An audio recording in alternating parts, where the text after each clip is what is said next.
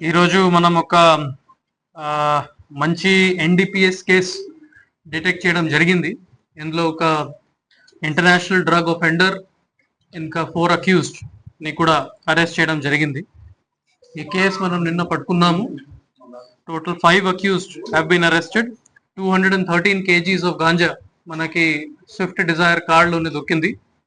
ఇంకా ఒక బైక్ కూడా విచ్ ఇస్ పైలటింగ్ వెహికల్ అది కూడా సీజ్ చేయడం జరిగింది. పరవాడ పోలీస్ స్టేషన్ లిమిట్స్ లో క్రైమ్ నంబర్ 177/2026 కింద మన కేసు రిజిస్టర్ చేసేసాము.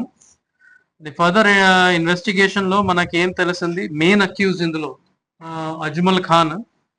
అతనే original native of Ramanathapuram district of Tamil Nadu.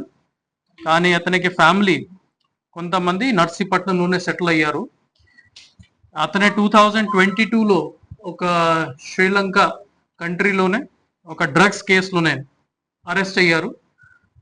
అక్కడ 2022 నుంచి 2025 వరకు అతను జైల్లోనే ఉన్నారు. He was caught with some quantity of crystal meth which is methamphetamine 495 grams and 8.5 kgs of hashish oil. అక్కడ కేస్ నంబర్ B10466/2022లోనే అతన్ని అరెస్ట్ అయ్యారు. అట్ ద సేమ్ టైమ్ నేను ఆల్రెడీ చెప్పాను 2022 నుంచి 25 వరకు అక్కడే ఉన్నారు. ఇంకా ఒక ఇంట్రెస్టింగ్ థింగ్ ఏమంటే అతనే మ్యాగజైన్ ప్రిజన్ కొలంబోలోనే అక్కడ రిమాండ్ కినే ఉన్నారు.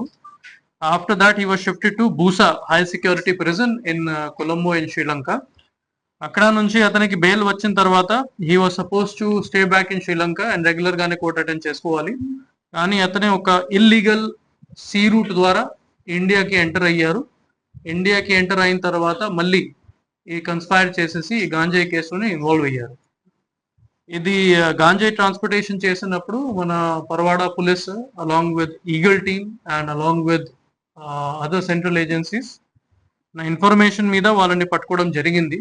And because of that we were able to catch this international criminal.